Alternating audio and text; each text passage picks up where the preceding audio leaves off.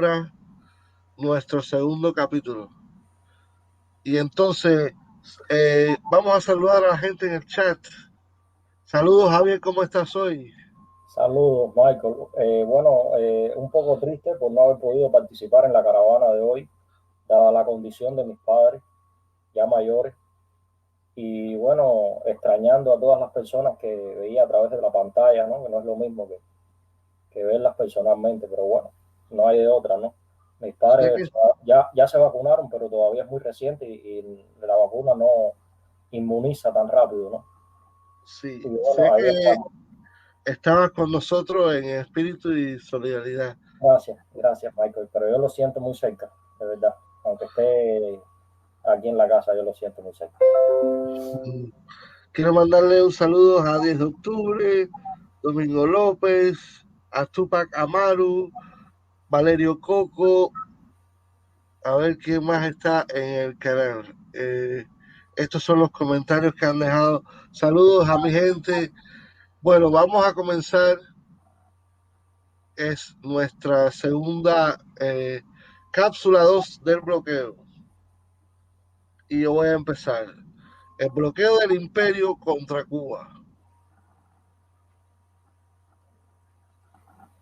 Así mismo. Y va a ser desde el 17 de mayo de 1959, porque si recuerdan, la fecha de cierre de la cápsula 1 había sido 16 de mayo, o sea, no había incluido la reforma agraria, la primera ley de reforma agraria, quiero decir, para precisamente desmontar el mito de que había sido la nacionalización una causa, eh, causa sui, como se diría en latín, ¿no? De el bloqueo contra Cuba, cuando realmente no es así. Ya vemos que el núcleo es la dicotomía hegemonía versus soberanía, ¿no? Ese es el meollo de la cuestión. Entonces, bueno, la fecha de cierre va a ser 30 de septiembre de 1959 de esta cápsula 2 porque en octubre es cuando se hace una exportación a la Unión Soviética, o sea, Cuba exporta a la Unión Soviética, lo cual fue tomado como pretexto para arreciar nuevamente con el bloqueo contra Cuba. Entonces, y también hablan de la posibilidad de una rebaja de la cuota azucarera asignada a Cuba. Entonces, ¿qué es lo que sucede? La primera reacción, o vamos a decir, por lo menos de una parte del poder estadounidense y de cierto poder económico también, que no es solamente, o sea, está el poder privado y el concepto del Estado empresarial, pero bueno, quiero decir, en general, de acusar a la Revolución Cubana de enemiga de la propiedad. Quiere decir, acusar a la Revolución Cubana de enemiga de la propiedad, es decir, no que es socialista, es decir, que no está reconociendo el derecho que tiene Cuba a nacionalizar, ¿no? Entonces, ¿qué sucede? Javier, ¿tú sabes por qué a mí me parece es una tontería? De hacer, tratar de lucir a Cuba como enemigo, a la revolución cubana como enemiga de la propiedad. Me parece una tontería. No, a ver si estoy equivocado, Javier. Me parece a mí que la revolución de un día de una noche para una mañana, creó a más dueños de propiedad privada con la reforma urbana que todo el capitalismo jamás pudo haber logrado, porque les entregó los títulos a las personas de sus casas, creó más dueños de propiedad privada de una noche para la mañana que el capitalismo ni en 300 años. Claro, porque había eh, cerca de medio millón de desposeídos que andaban con un hato de ropa dándole vuelta a la isla, ¿no? Triste. Entonces, con esta ley de reforma agraria, eh, cada persona, ya vamos a ver aquí, va a tener, ¿no? Como dice Michael, su propiedad, ¿no? En tanto tierra, ¿no? Entonces, la ley de reforma agraria, promulgada el 17 de mayo de 1959, fijó el máximo de tierra por propietario a 30 caballerías. quiere decir 30 caballerías es prácticamente un latifundio. O sea, las personas que tenían grandes extensiones de tierra van a quedarse con 30. Son 402,6 hectáreas que debía ser explotada y de no hacerlo, así en plazo de 2 años se aplicaría la expropiación forzosa, ¿no? Una vez, Javier, yo estaba caminando con mi abuelo por la playa, porque nosotros vivíamos en Miami Beach. Cuando llegamos los cubanos, los marelitos, casi todos vivían en Miami Beach antes que le dijeran South Beach. Y yo recuerdo que yo le pregunté a mi abuelo, abuelo, de qué tamaño es una caballería? Y me dijo una caballería y me dice, mire, tú ves ese mar, dice, tú ves todo el horizonte del mar, si tú ves toda esa extensión, dice, todo eso es una caballería. Y Sí, yo, la cantidad de tierra para una caballería es algo para mí, wow, inconcebible. 30 caballerías de tierra. Y hay que recordar que esto, y como venía diciendo, tenía exenciones al límite. Por ejemplo, se les permitía conservar hasta 100 caballerías, es decir, más de 1.500 hectáreas de tierra para áreas cañeras cultivadas o ganaderas. Y se O quejan, ¿para qué con quieren más?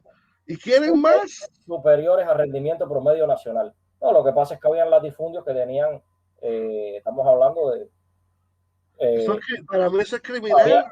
había latifundios que tenían hasta 150.000 hectáreas de extensión. Estamos hablando de las grandes compañías geófagas que precisamente eran responsables de esos nómadas, ese medio millón de nómadas que recorría la isla sin destino ninguno, ¿no? Entonces, tenía exención, como si Cuba fuera el Sahara.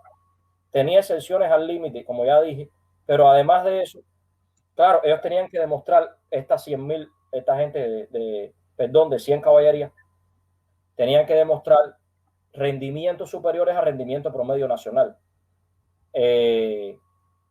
Y Alfredo Menéndez, que es un experto en esto, comentó que esta ley se decide aplicar en las áreas ganaderas y luego en las áreas cañeras para amortiguar y preparar condiciones para su concreción. Ahora, ante esto, la ley de reforma agraria es mucho menos radical, o sea, estamos hablando de la magnitud, y más generosa que la impuesta a Japón por el general norteamericano Douglas MacArthur mientras ocupaba dicho país tras la Segunda Guerra Mundial. O sea, los ocupantes estadounidenses allí, derrotados Japón, hacen una reforma agraria mucho más profunda que esta. Pero en el país asiático no había latifundistas estadounidenses. Por eso el grito no se oyó. O sea, aquí gritaron los señores feudales japoneses, pero el grito no se oyó en el mundo porque al final los amos y señores de este mundo, ¿no? O de gran parte del mundo, no fueron afectados.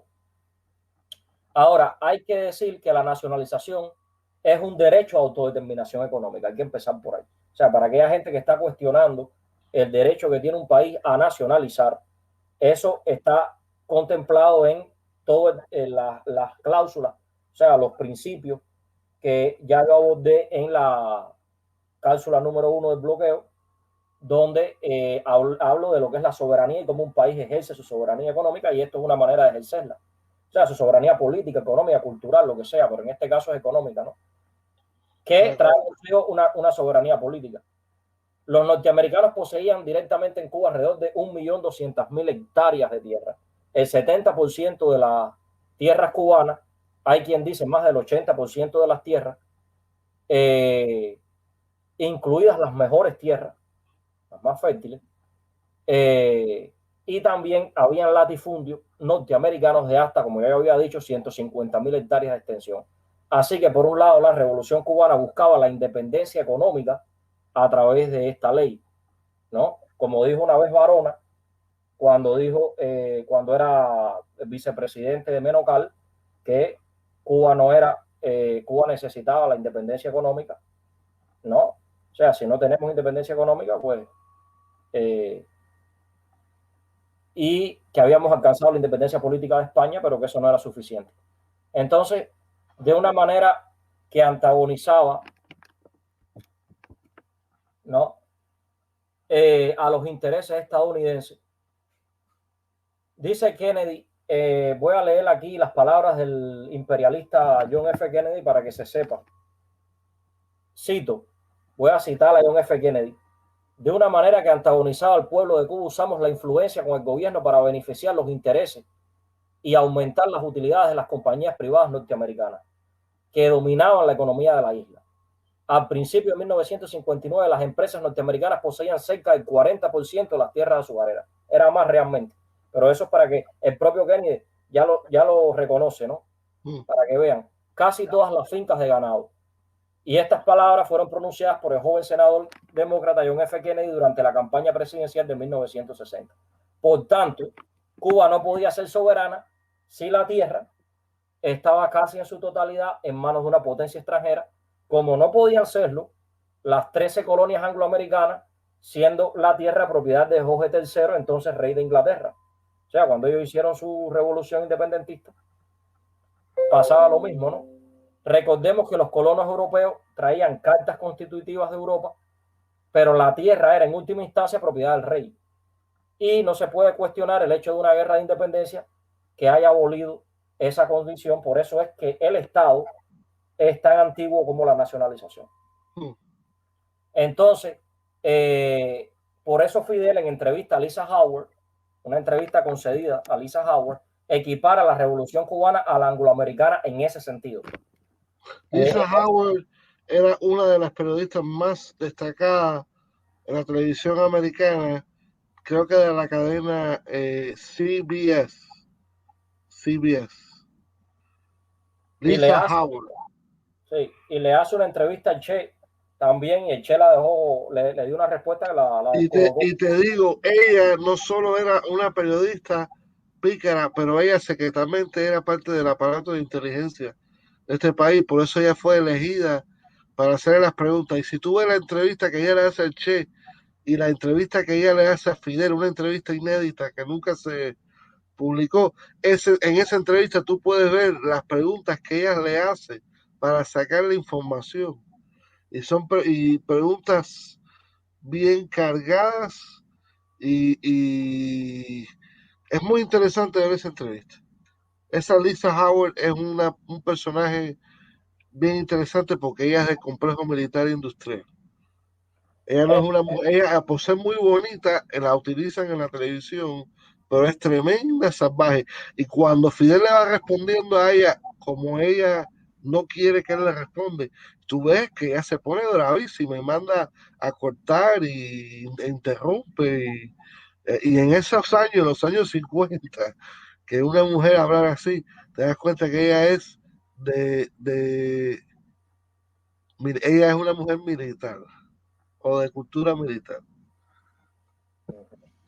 Estas tierras fueron nacionalizadas sobre la base jurídica que permite la propia soberanía de los estados. A ver, esa foto que yo puse es de la entrega de los títulos de la reforma agraria. Ya. Si la viste, la foto que puso ahorita. Ya. Fue muy rápido así, pero estas tierras fueron nacionalizadas sobre la base jurídica que permite la propia soberanía de los estados, reconocida en el principio de autodeterminación. Ahora sí. Ahora bien, cada principio del derecho internacional, como yo decía, va aparejado con un derecho, y este en particular reconoce la nacionalización como un derecho a autodeterminación económica, por lo que aplican todos los instrumentos jurídicos que yo no voy a mencionar aquí, que abordé en la cápsula 1. Está la causa de utilidad pública, que es otro de los elementos del derecho internacional que legitima este proceder consagrado en la Carta de la ONU. Está el principio internacional, doctrina del acto de Estado, que ampara el proceso de nacionalización, porque ya había hablado de este principio, pero en relación a la soberanía de manera general, ¿no? De cómo las cortes que hacen o sea, las cortes litigantes y todo eso tienen que respetar la soberanía de las naciones, pero en este caso lo llevo a este plano de las nacionalizaciones, ¿no? O sea, este principio es muy importante y con él va aparejado un derecho, que es el derecho a la nacionalización.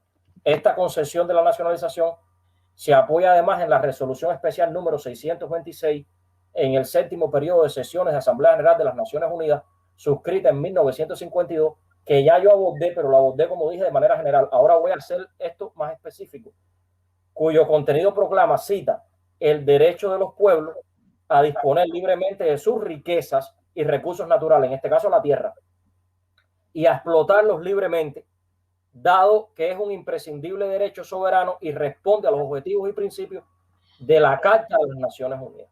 Quiere decir, fin de la cita, que no está relacionado solamente con la soberanía de manera general, sino también este aspecto específico de disponer de los recursos naturales. La doctrina del acto de Estado es hoy precedente de justicia en Estados Unidos y por primera vez se aplicó en el caso Underhill versus Hernández en el año 46. Noten que los años que estoy mencionando son anteriores a la aplicación de la primera ley de reforma agraria. Sigue, Michael. Puedes continuar ya. Ok. Entonces, componente económico comercial. 11 de junio de 1959. Una nota diplomática del gobierno norteamericano firmada por el secretario de Estado Christian Herter se expresaba: el texto de la ley agraria de Cuba causa grave preocupación al gobierno de Estados Unidos con respecto a la suficiencia de las disposiciones de Estados Unidos con disposiciones sobre compensación a sus ciudadanos cuya propiedad puede ser objetivo de expropiación. La propia nota expresada más adelante, y cito, los Estados Unidos reconocen que, según el derecho internacional, un Estado tiene la facultad de expropiar dentro de su jurisdicción para propósitos públicos y en ausencia de disposiciones contractuales o cualquier otro acuerdo en sentido contrario. Sin embargo, este derecho debe ir acompañado de la obligación correspondiente por parte de un Estado en el sentido de esa expropiación. Llevará consigo el pago de una pronta, adecuada y efectiva compensación. Cierra de la cita. Amenazan, por tanto, con la reducción de la cuota azucarera si eran nacionalizadas las propiedades norteamericanas sin una rápida compensación. Quiere decir que ya en esta fecha, en fecha tan temprana como el 11 de junio, ya el gobierno de los Estados Unidos dice sí, o sea, Cuba tiene derecho a nacionalizar, porque antes había un problema con eso, se oían ciertas voces del poder, pero ellos dicen, no, está bien, tienen derecho a nacionalizar, pero ya están cuestionando cómo se va a normar esa nacionalización. O sea, están diciendo que tiene que ser rápida, que tiene que ser pronta, ¿no? Entonces, ahora, la resolución especial número 626, voy allá de nuevo, en el 7º periodo de sesiones de la Asamblea General de las Naciones Unidas, suscrita en 1952, establece, cita, la compensación con arreglo a las normas en vigor en el Estado que adoptara esas medidas, en ejercicio de su soberanía y en conformidad con el derecho internacional. O sea, no es que tú vengas a decirme a mí que yo tengo que hacerlo de una manera rápida. No. Yo lo hago sin sin que yo ponga en crisis la supervivencia del Estado, ¿no? Entonces, además de eso, el artículo 29 de la primera ley de reforma agraria reconoció el derecho constitucional de indemnización, porque acuérdense que la confiscación es una cosa y la nacionalización es otra. La confiscación no indemniza, es con bienes malversados. La nacionalización es una medida económico-social que puede o no llevar aparejada una compensación. La expropiación no, la expropiación o sea, se expropian en ambos casos, ¿no? Pero los dos conceptos son diferentes. Ahora, a los propietarios expropiados, o sea, y fijando el valor de la compensación, ¿cómo lo hacen? Tomando como base la declaración del dueño en el amillaramiento municipal y en cuanto a los edificios, animales, etcétera, por tasación. Se dispuso la emisión de bonos de la República, denominados, cita, bonos de la reforma agraria, que devengaría un interés anual no mayor del 4,5%. Los bonos se redimirían en un plazo de 20 años y cada año se incluiría en el presupuesto la partida correspondiente. Le concedía además 10 años de extensión de impuestos sobre la renta personal y otros beneficios, o sea, no tenía que pagar durante 10 años, o sea, 10 años de exención, perdón, quise decir de exención, dije de extensión, de exención y otros beneficios. Ahora, ¿cuál es el contexto en medio del cual se establece dicha indemnización? Primero, una economía pobre y subdesarrollada, afectada por 2 años de guerra y por el saqueo de los batistianos. Recordemos que Batista y sus aláteres se habían robado más de 400 millones, 424 para ser más preciso, de las arcas del gobierno, cubano, dejándolo prácticamente sin fondo. Estados Unidos tiene una ley de pago atrasado por las expropiaciones, porque lo inaudito era que la revolución se hipotecara cuando había acabado de nacer. Por ejemplo, el caso de Estrada Palma, que pidió 11 millones de dólares a un banco norteamericano de préstamo para pagar todas estas operaciones de lobby, para que los congresistas estadounidenses dieran discursos en el Congreso a favor de la intervención en la guerra hispano-cubana, hipotecando así la independencia de Cuba, y está hipotecada de la peor manera, no por solidaridad, sino por la compra y venta de voluntades. Eso no podía pasar. La revolución no podía nacer hipotecada. Entonces, el derecho a la nacionalización se reconoce incluso si se decide prescindir de compensación. ¿Por qué? Porque esta resolución de 1952 no va por el río de un principio de ius cogens. Y digo esto porque no estaría reconociendo, de no hacerlo, como legítima la Revolución Mexicana del 38. La Revolución Mexicana de 1938, que estableció hasta no pagar, o sea, no indemnizó, porque no se puede poner en crisis, como yo decía, la supervivencia de ese Estado. Es decir, esta revolución no indemnizó, pero no es ilegal por eso, o sea, no hay que tumbarla por eso. Quien es ilegal es el gobierno de los Estados Unidos, que en el mismo año, 1938, le decretó a México un embargo petrolero. Y menciono la revolución del 38 porque es un antecedente de la revolución cubana, que como aquella es también una revolución agraria. Porque hay que recordar que Cuba, la mayor parte de las fuerzas productivas de Cuba eran y son agrícolas. Sí. Los museos norteamericanos y europeos están repletos de objetos sustraídos de Asia y Medio Oriente o de la América precolombina. Eso sin referirnos, no hace falta, a la usurpación hecha a los habitantes originarios de Norteamérica.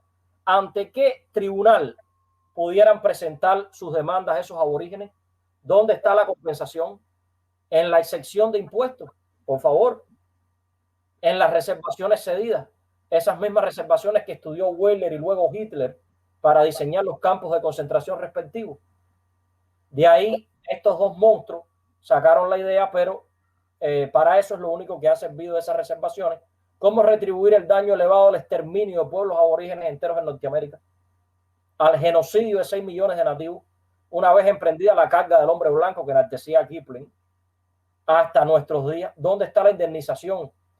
Retribution, creo que le llaman así, por los daños infligidos. Javier, pero espérate. Me dijiste algo ahí que me pareció un poco... 6 millones, no. Sí, porque acuérdate que estoy hablando... 6 millones fue el holocausto de judíos, 6 millones de judíos. No, pero... En las Américas murieron 90 millones de indígenas en la conquista. Sí, pero yo estoy hablando de los angloamericanos nada más. O sea, no estoy sumando las demás potencias. O sea, quiero decir, sí, nada más. Me parece que fue más de 6 millones. Bueno, lo que dice Noam Chomsky, y tengo el libro, o sea, lo que dice Noam Chomsky en, creo que es Estado Fallido, no me acuerdo cuál libro es, habla de 6 millones. Es un inciso, vamos a continuar porque no vamos a discutir con Chomsky. Pero yo soy seguro que yo estoy equivocado. Entonces aquí dice, vamos a ver. Aunque me parece corto. A lo mejor tú tienes razón, pero digo, yo me baso en lo que él dijo. Ahora, dice aquí, por los daños infligidos a los afrodescendientes y sus ancestros esclavizados traídos por la fuerza en cajas de madera, víctimas de un comercio transatlántico. Por ahí transitaron 30 millones de personas robadas de África, secuestradas de África. Eso los llevaron en barcos, que las pérdidas en alta mar por el hacinamiento y las enfermedades eran brutales y que precisamente se sobrecargaban de seres humanos para resarcir esas pérdidas con los que llegaran vivos, y luego separaban las familias y no permitían tener ningún contacto entre las personas, familiares o del mismo pueblo. Y estamos viendo después todo lo que fue la explotación colonial de las plantaciones. Alfonso el Sabio, rey de Castilla y de León, en el siglo XIII, otra de las bases del derecho internacional, dijo: quien me priva del derecho a la vida me priva de todos los derechos, porque obviamente la ausencia del derecho a la vida anula el ejercicio de los demás. y el imperio estadounidense ha privado a millones de este derecho a través de las guerras que promueve. ¿Cómo resarcir ese daño? Lo que sucede es que vivimos en un mundo signado por la supremacía de la propiedad o acumulación de propiedad sobre la vida humana. John M. Ackerman, periodista, dice, sí, imaginemos, cito, imaginemos, por ejemplo, que los tribunales de México de repente permitieran demandas presentadas por los pueblos indígenas de Texas y California, reclamando sus territorios despojados por los estadounidenses durante la guerra con México entre 1846 y 1848. ¿O qué tal si España decidiera dar entrada a los juicios de los descendientes del rey Fernando VII, reclamando sus territorios perdidos en la independencia de México? Hasta ahí quería decir. Por eso es que el derecho internacional, que es sabio en este sentido, de la base, por lo menos la parte fundacional del derecho internacional, dice no. O sea, incluso si el Estado no indemniza, eso no le da derecho al otro Estado a intervenirlo, a hacerle una guerra, a ocuparle las aduanas, o sea, como pasó con una deuda que tenía. Lo que dijiste, esa declaración me gustó mucho porque yo no lo había pensado así, pero wow, es cierto, los que pues, fueron expropiados por la revolución al intentar recuperar su tierra es igual que el rey de España pedirle a México indemnización por las tierras que perdió en la independencia de México. Es lo mismo, es lo mismo. Esa reflexión está muy aceptada. Gracias, Mike. Puedes seguir leyendo. Ok. 24 de junio de 1959, una curiosa reunión sostenida por el secretario de Estado norteamericano Christian Herter con Robert Kleberg, propietario del emporio ganadero King Ranch de Texas, acompañado del administrador de su enorme latifundio del mismo nombre en la provincia cubana de Camagüey, valorada en $3 millones, amenazado de expropiación como resultado de la ley de reforma agraria, resulta sumamente aleccionadora con respecto a cómo la reacción gubernamental de Estados Unidos ante la ley cubana no hizo más que respaldar al gran capital, así como a que su política fue guiada por intereses económicos. El señor Kleberg expresó al secretario Herter con su convicción de que correspondía al gobierno de Estados Unidos asumir de inmediato una posición muy firme contra la ley de reforma agraria, calificada como de inspiración comunista. Sí, esa es otra, hay diferentes reacciones, como yo decía, esa es otra reacción. O sea, una reacción es que no dice que son socialistas, pero no quieren reconocer el derecho de un país a nacionalizar, dice que es enemigo de la propiedad. Existe otra reacción del poder estadounidense, que es esta, frente a la cual la primera ley de reforma agraria que se produce, caracteriza a la revolución ya como socialista, como comunista. Esta es una foto de la firma de la reforma agraria. Sí. Entonces, la reforma agraria por sí misma no era socialista. De hecho, la primera ley de reforma agraria está sustentada por la Constitución de 1940, que es una constitución democrático-burguesa, o sea, no es socialista, que garantiza la protección en el sentido burgués de la propiedad. Y la ley de reforma agraria es una ley constitucional. La ley de reforma agraria la reforma agraria había sido plasmada en la Constitución del 40, que proscribió el latifundio, artículo 90, si ustedes van a la Constitución del 40, lo van a encontrar. En la Constitución del 40 se recoge además el artículo 223, que tiene que ver con la facultad del Estado cubano de expropiar en función del bien colectivo, es decir, por utilidad pública, que también está reconocido en el derecho internacional, que es lo más importante. La causa de utilidad pública e interés social es uno de los elementos que está presente en la Constitución del 40, artículo 24, que legitima la expropiación forzosa. Este artículo 24, que establece la institución de la expropiación, la vía por la cual se ejecuta, o sea, la expropiación es la vía por la cual se ejecuta el acto de nacionalización forzosa o el acto de confiscación también. En este caso estoy hablando de la nacionalización. Por causa de utilidad pública e interés social, se retoma en la ley fundamental de la República. O sea, que a su vez es una ley constitucional porque reproduce el articulado, gran parte del articulado, no todo, de la Constitución del 40. En este caso aplica. Lo que sucedía era que la letra de esta Constitución era letra muerta, la Constitución del 40, ya que no se redactaban leyes complementarias correspondientes para hacerla cumplir. La primera ley de reforma agraria era de profunda justicia social. Como esta gente no tienen vocación de justicia social, el caso de los grandes propietarios como Robert Cleaver, que ya lo habíamos visto en la cápsula número 1, ya habíamos visto a Robert Cleaver arremeter contra la Revolución Cubana. Entonces, claro, no va a entender nunca que hay una profunda justicia social, hay una vocación popular en esta primera ley de reforma agraria, porque a pesar de su moderación benefició a más de 300.000 campesinos. Para los aparceros, precaristas y otros campesinos que trabajaban la tierra propiedad de otros, se le entregó gratuitamente a cada uno el llamado mínimo vital de 2 caballerías de tierra, o sea, cada uno. Ahora, esto no implica que haya sido socialista. Incluso hasta el propio Kennedy, posteriormente, urgía a la reforma agraria en la Alianza para el Progreso. Había un problema estructural agrario que mostraba que el 64% de los agricultores no eran propietarios de las tierras que trabajaban y buena parte de ellos debían pagar renta. 200.000 familias campesinas no tenían tierras para cultivar. En cambio, permanecían ociosas cerca de 300.000 caballerías de tierra, algo así como 4 millones de hectáreas de tierras productivas. Y la situación de latifundio quizás la exprese claramente el hecho de que solo el 8% de los propietarios grandes latifundistas poseían más del 70% de las tierras. Y voy a citar nuevamente a Kennedy, que es un imperialista, para que se vea la veracidad de esto.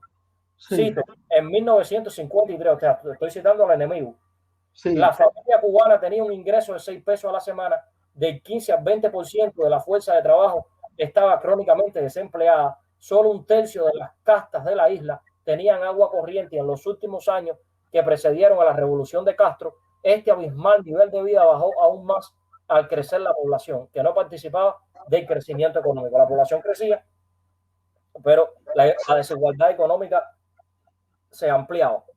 Estas palabras fueron pronunciadas de nuevo, este es otro extracto del mismo discurso al cual yo hice referencia. Ya estas palabras fueron pronunciadas por el joven senador demócrata John F. Kennedy durante la campaña presidencial de 1960. Añado además que esta primera ley de reforma agraria hace justicia histórica, porque después de la ocupación estadounidense, la primera, el protectorado, hubo una ocupación de facto de los campesinos desposeídos de pequeñas parcelas de tierra. Llegaron inmediatamente las grandes compañías geófagas, o sea, Cuban Sugar, American Company y todo eso, y empezaron a sacarlos de ahí, ¿no? O sea, empezaron a sacarlos usando a los políticos que sobornaban, a la Guardia Rural, y lo sacaron de ahí. Quiere decir que esta primera ley de reforma agraria no solo hace justicia social, hace también justicia histórica. Puedes continuar, Michael. Okay.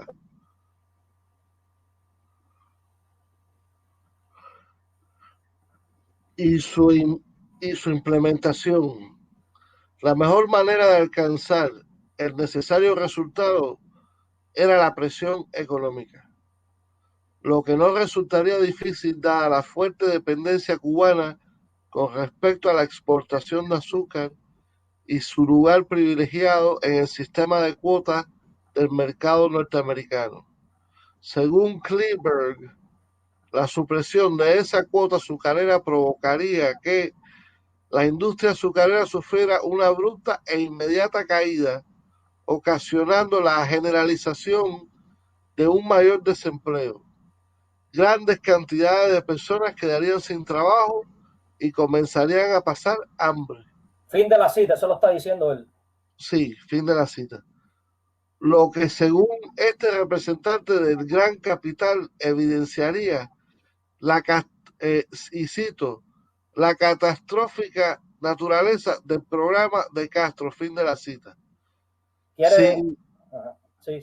Sin percatarse de de que lo que realmente evidenciaría era la naturaleza genocida de esa política norteamericana. Claro, él está valorando la supresión de la cuota azucarera, ya es la segunda vez, o sea, en esta cápsula, porque ya vimos cómo en enero 23 el representante Hayes había hecho esto. Ahora tenemos el 11 de junio, cuando ya están amenazando el gobierno de Estados Unidos con la reducción de la cuota, y ahora Robert Cleaver lo vemos el 24 de junio del 59, de nuevo, valorando ahora la supresión, o sea, completo, de la cuota azucarera y pues hacer que el pueblo pase hambre, lo dice él. Quiere decir que ya desde aquí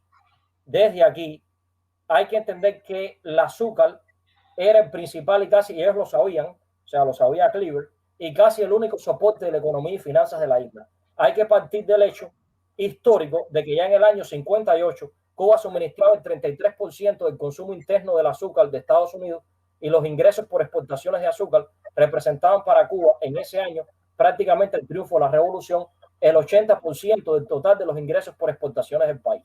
O sea que Cuba eminentemente tenía una economía que dependía de los ingresos del azúcar. Así que el gobierno de los Estados Unidos lo que buscaba era la implosión a través de la reducción, luego supresión de la cuota azucarera en el mercado de los Estados Unidos. Todo el mundo sabe que el poder económico influye en el gobierno, de la que dependía la economía cubana. Ese fue uno de los primeros actos de agresión y de sanción y se concibió desde entonces como acto dirigido a generar escasez, privaciones, hambre, penuria en Cuba, con el objetivo de doblegar la voluntad política del pueblo cubano y que eso diera pie a un derrocamiento del gobierno revolucionario. Por tanto, el gobierno de Estados Unidos, que aprueba estas recomendaciones de Robert Cleaver en esa reunión, viola el derecho internacional humanitario, viola incluso la engañosa y pretenciosa Declaración Universal de los Derechos Humanos, que cuando se estableció el 10 de diciembre del 48 no contemplaba los derechos de los pueblos de África, los derechos a hacerla independiente, o sea, la descolonización del África, no hablaba de eso, pero es que viola incluso hasta esa Declaración Universal. Por tanto, atendiendo a las palabras de Robert Cleaver, pienso que no es humano ni digno el desconocer la imposición de un bloqueo cuya intencionalidad no es otra que la de rendir por hambre. Eso lo dice él mismo. O sea, lo está diciendo en la prueba. Es como si no culpáramos a Valeriano Weyler por llevar a cabo la política de reconcentración ni a Balmaceda antes, cuyos propósitos se equiparan a los de estos otros arquitectos del infierno, llamado bloqueo. El bloqueo constituye una violación masiva, flagrante, porque está hablando de que matar de hambre, o sea, que rendir al pueblo cubano de hambre, o sea, masiva, flagrante y sistemática de los derechos humanos de todas las cubanas y cubanos y califica como acto, delito de genocidio, según el derecho internacional y por las normas internas de los estados que son miembros de la Convención de Ginebra para la prevención y la sanción del delito de genocidio, con los incisos B y C del artículo 2, aprobada por la Asamblea General de Naciones Unidas, 9 de diciembre de 1948. O mejor dicho, el 10 de diciembre es la Declaración Universal.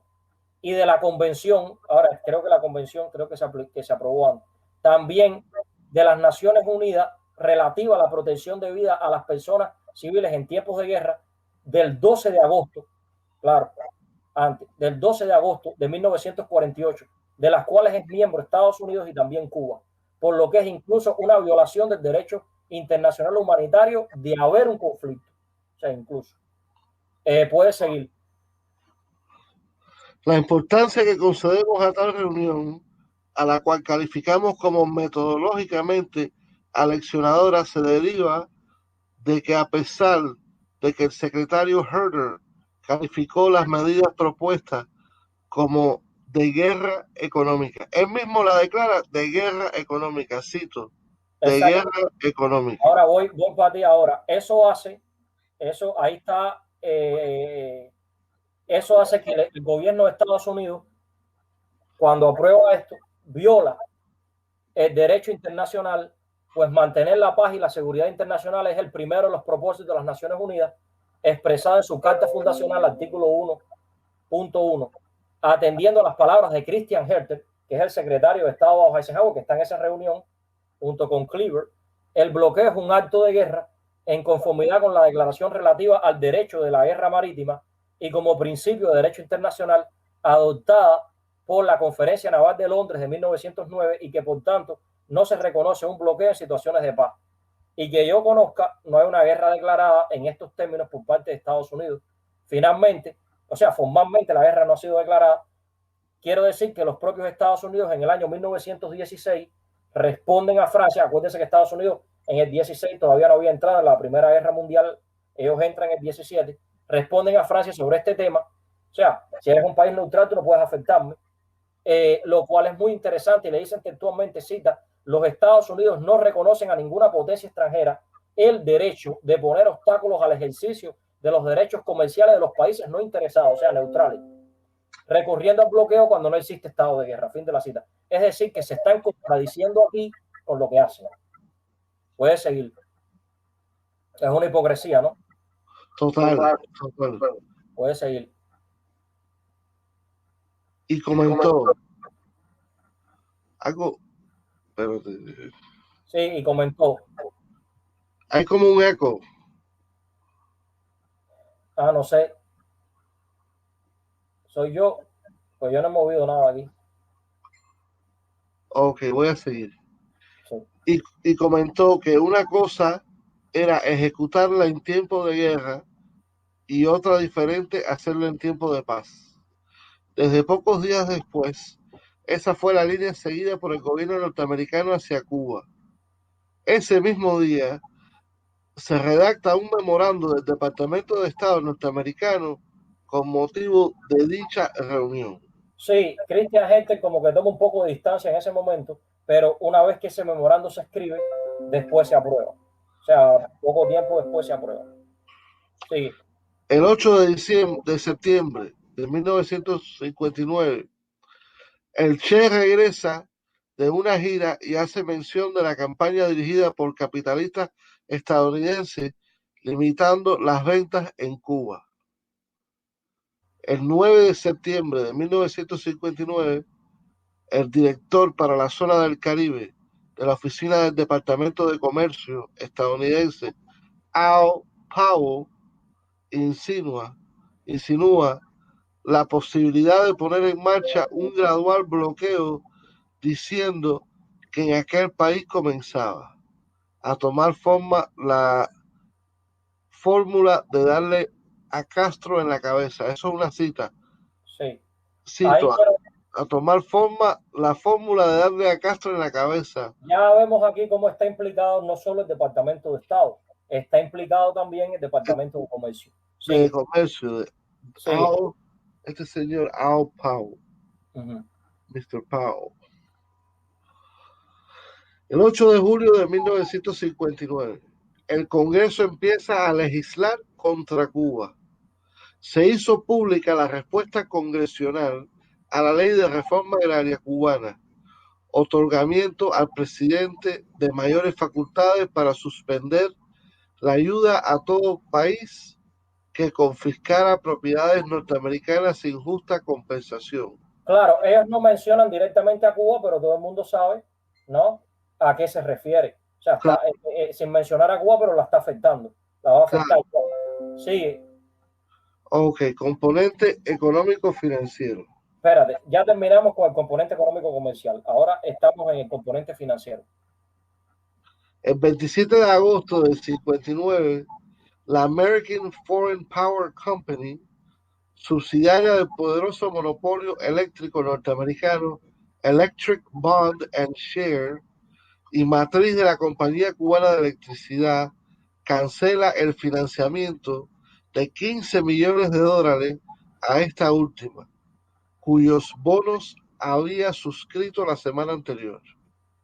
La medida fue adoptada debido a la reducción del 30% de las tarifas de la electricidad decretada por el gobierno revolucionario. Sí, el asunto es que esta gente eran unos abusadores con el pueblo de Cuba y ya la revista Bohemia, que era una revista visceralmente anticomunista, pero que denunciaba lo que estaba mal hecho, en uno de sus números, en el año, si mal no recuerdo, 48, habla de la necesidad de,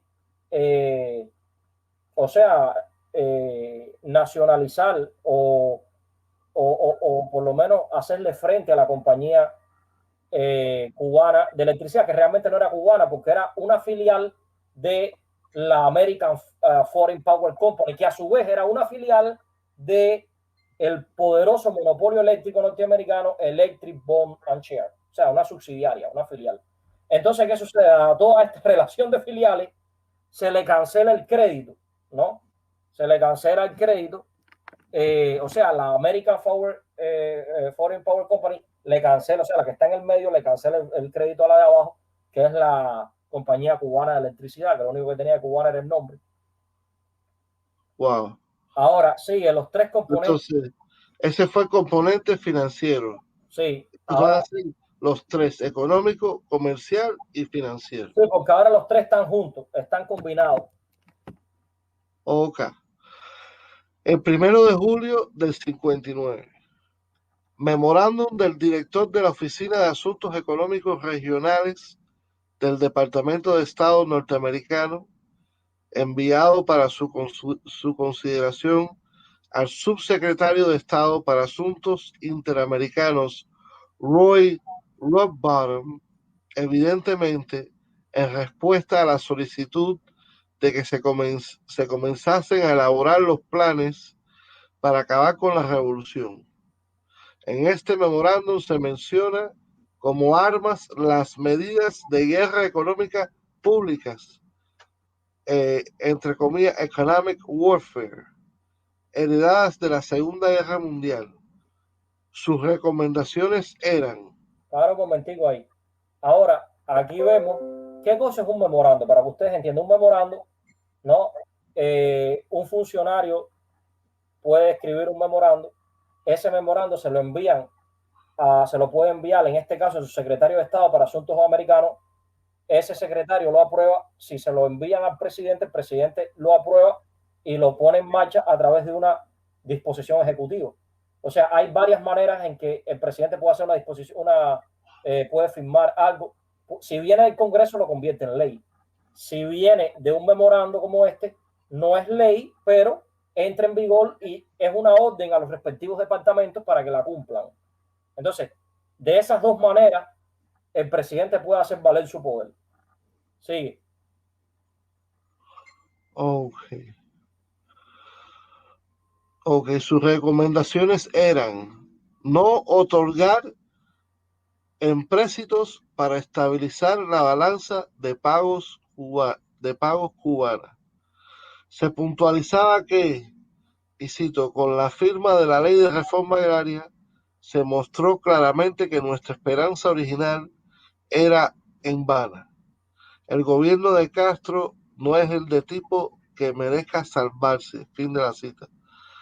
Dentro de las medidas a aplicar se mencionaban, por ejemplo, la no devolución de fondos robados por personeros del régimen batistiano, que se habían comenzado a aplicar desde los primeros instantes posteriores al triunfo de la revolución.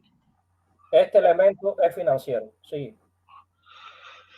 Se recordaba que existían, y cito, otras armas en el arsenal de la guerra económica: prohibición a préstamos públicos o privados, el tratamiento comercial discriminatorio, el desaliento a la inversión y el impedimento de transacciones financieras. Aquí hay varios elementos que están combinados. La prohibición a préstamos públicos o privados, o sea, no hay crédito ni público ni privado. Eso es financiero. El tratamiento comercial discriminatorio, comercial, el desaliento a la inversión comercial y el impedimento de transacciones financieras, financiero. Sí. La disminución o suspensión de la cuota azucarera, y cito, uniría estrechamente a los cubanos contra Castro, fin de la cita. Y tal decisión debía tomarse de producirse, y cito, una mayor influencia comunista o de posiciones anti-norteamericanas, fin de la cita. Y con ello, cito, el deterioro de la situación política, fin de la cita. Para este autor, cito, cortar la cuota azucarera es la última arma en relación con Cuba, fin de la cita. La aprobación del anterior memorándum por Roy Robertson, quien estampó la lacónica respuesta al margen del mismo. Y cito, yes. Roy Rubinton es un hombre que ya lo hemos visto, es un, es un, es un genocida, es un genocida, es un hombre que ya vemos, que ya no nos sorprende que escriba yes, porque ya él en la cápsula 1 ya habíamos visto cuál era un hombre que estaba obsesionado con Cuba, aparece en las reuniones que yo abordé en la cápsula 1 y en este momento era subsecretario de Estado para Asuntos Interamericanos, o sea, porque este hombre que viene del Departamento de Estado, ¿no? O sea, de la Oficina de Asuntos Económicos Regionales, le escribe porque está por debajo de él, ¿no? Le escribe un memorando a Roy Rubinton para que lo apruebe. Sigue ahora viene otro componente que es el militar, sigue. El componente militar. Junio de 1959. El informe del inspector general de la CIA, Lyman Kirkpatrick, de octubre de 1961, desclasificado el 28 de febrero de 1998, donde revela cómo desde la primavera, más específicamente julio de 1959, a un costo de más de 4 millones, habían iniciado lo que denominaron, y cito, programa de resistencia interna por medio de asistencia clandestina externa. Fin de la cita. Déjame repetir eso. Sí, déjame aclararlo. El problema es que para que entiendan esto, porque esto está un poco, está redactado de una manera un poco confusa. El programa de resistencia interna por medio de asistencia clandestina externa es un programa que es referido por Livingston T. Mercant.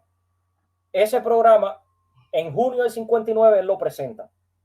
Él lo presenta porque yo no estoy hablando aquí de octubre del 61 y nada de eso, porque estamos hablando de ese lapso de tiempo. Ahora, lo que pasa es que eso se desclasifica, o sea, eso se desclasifica el 28 de febrero de 1998, pero se desclasifica en un informe, estaba contenido en un informe del inspector general de la CIA, Lyman Kirkpatrick, de octubre del 61, por eso la confusión de la fecha.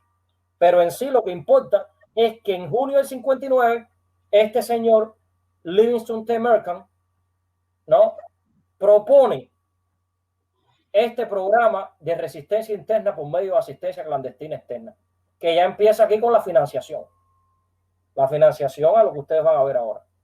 O sea, a más de 4 millones de dólares a una organización exiliada cubana y a la oposición interna en Cuba también. O sea, tanto en el exilio como allá en Cuba. Pero esto es fabricado. Sigue. Dice, programa de resistencia interna por medio de asistencia clandestina externa, el cual comprendía la creación de una oposición, entre comillas, una oposición interna y cito, formación de una organización exiliada cubana. Fin de la cita. La decisión del cambio de régimen, entre comillas, había sido tomada desde el propio año 1959. Dos altos funcionarios del Departamento de Estado de Estados Unidos, el subsecretario para Asuntos Políticos Livingston T. Merchant y el secretario adjunto para Asuntos Interamericanos Roy Rothbottom, reconocerían luego que desde junio del 59 se había llegado a la decisión de que no era posible lograr nuestros objetivos con Castro en el poder. Fin de la cita. Poniéndose en marcha un programa que, y cito, el Departamento de Estado había elaborado con la CIA. Fin de la cita. Cuyo propósito era de, cito, ajustar nuestras acciones de tal manera que se acelerara el desarrollo de una oposición en Cuba que produjera un cambio en el gobierno cubano resultante en un gobierno nuevo favorable a los intereses de Estados Unidos. Fin de la cita. Aunque nuestros expertos en inteligencia... Eso es una cita ahora. Cita, sí. Aunque nuestros expertos en inteligencia estuvieron indecisos durante algunos meses, los hechos gradualmente los fueron llevando a la conclusión de que con la llegada de Castro el comunismo había penetrado el hemisferio. Diálisis. En cuestión de semanas después de que Castro entrara a La Habana, nosotros en el gobierno comenzamos a examinar las medidas que podrían ser efectivas para reprimir a Castro en el caso de que se convirtiera en una amenaza. Fin de la cita. Escribiría en sus memorias publicadas en 1966 el presidente Eisenhower. Quiere decir, esta última cita es de Eisenhower y ya está diciendo que al principio ellos tenían dudas si era comunista, si no era comunista, pero ya a partir de junio, ya la comunidad de inteligencia de los Estados Unidos, porque sí, bien el grupo de jefes estadounidenses sí ya lo tenían como de jefes de negocio estadounidenses lo tenían como comunista, pero ya la comunidad de inteligencia, cuando Eisenhower dice esto, ya se echa a andar todo un programa y ya lo van a poner dentro del comunismo, o sea, todo esto, y van a ver cómo van usando ese argot cada vez más. Sí. 5 de junio. Resultó muerto el niño dominicano Ovidio Méndez a causa de un disparo efectuado contra la Embajada de Cuba en Santo Domingo, República Dominicana. Ese propio día fueron agredidos los diplomáticos cubanos Juan José Díaz del Real y Mario Rivas Patterson cuando se encontraban en el Banco de Reservas en gestiones oficiales. Ese fue posiblemente la primera víctima después del triunfo de la revolución del 1 de enero. Posiblemente ese niño, creo que tenía 2 años, Ovidio Méndez, fue la primera víctima del terrorismo contra Cuba. O sea, parece que él tenía alguna relación, porque fíjense que estaba en la embajada de Cuba en Santo Domingo. Trujillo era dictador en ese momento. Y claro, Trujillo siempre estuvo conspirando contra Cuba. Y agreden y parece que matan al niño ahí. Sí. Wow. 8 de junio. Resultó herido grave el chofer del embajador cubano en Puerto Príncipe, Haití, al ser atacado con disparos de ametralladoras el auto que guiaba. El costo es de $1,000.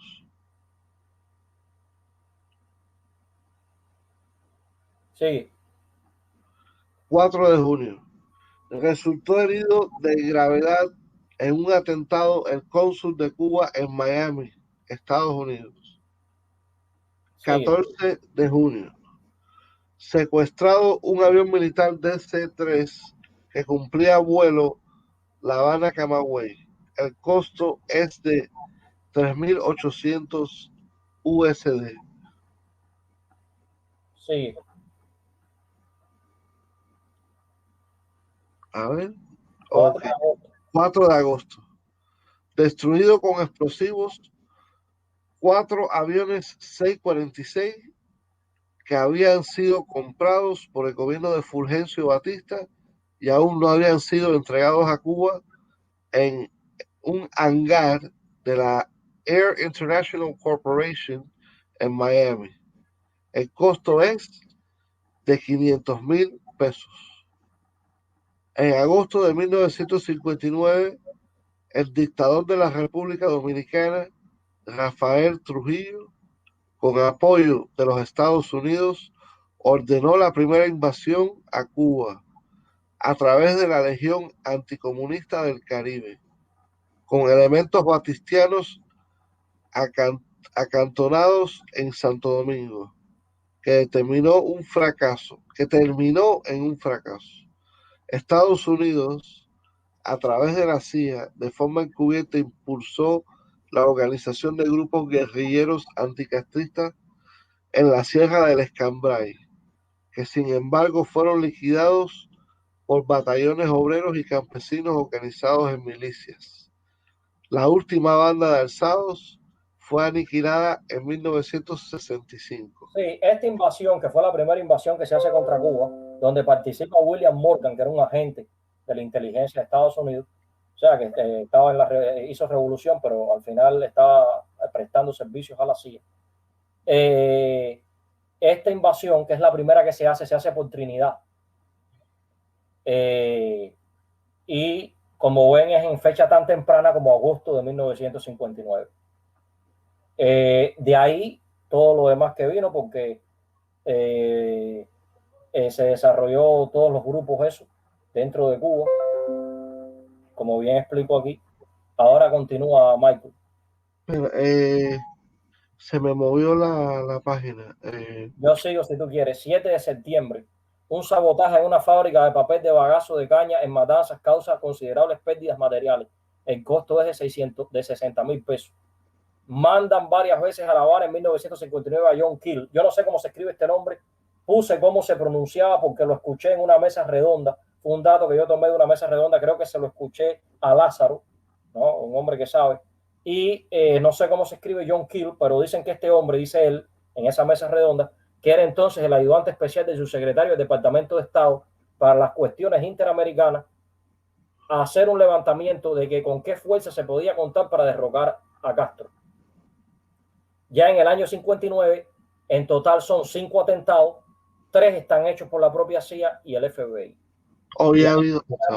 Y ahí terminamos ya la cápsula número 2, porque después de septiembre viene octubre. Esto llega hasta el 30 de septiembre, porque yo no sé en qué fecha específica. O sea, yo sé que es en octubre del 59 cuando se hace la primera exportación.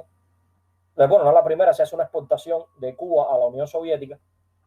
Y paré ahí el 30 de septiembre para no seguir, porque ya después ya no estaría yo desmintiendo el mito, sino estuviera cubriendo otra cosa. Todo esto se hace antes de que Cuba haga esa exportación. Quiere decir que eso no es, ahí no está el meollo de la situación. Y se le puede añadir la cápsula 1 también, que es anterior. Entonces, ya si quieres, puedes poner el enlace para compartir con la gente y debatir, ¿no? Porque ya terminamos con la cápsula 2. Sí. Bueno, ahora voy a compartir el link para el chat, para la gente del chat, todo el mundo que quiera subir. Aquí estoy copiando el link para compartirlo y quiero saludar a todo el mundo que está conectado. Y aquí va